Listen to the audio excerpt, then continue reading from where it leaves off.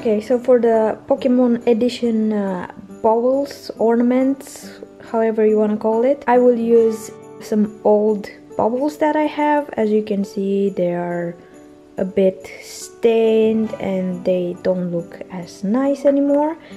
And I will be using some glass paint because the other paint that I have, it didn't work on this. These are all the colors that I used, and I will be mixing them with this vintage paint. I found that this one, it gives like a matte vintage vibe to it, and I really like it, so I will be mixing this one with these colors.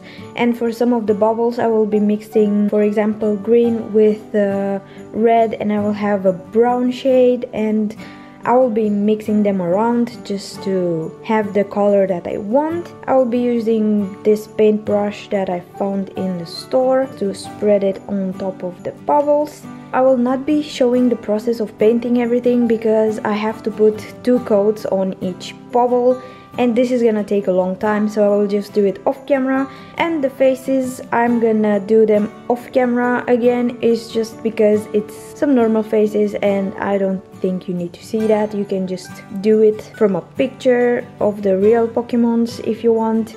I think that's better. For the markers, I tried a lot of them, and after a few days they are just losing the color. So with a normal black marker, it goes always to red. Instead of black, it changes the color to red. I found that this one stays the color that it's supposed to be. It's a glass marker. It says here professional quality smooth surfaces deco time, and this one, it's really good. It just keeps the color that it's supposed to be. So yeah, let's go and get started.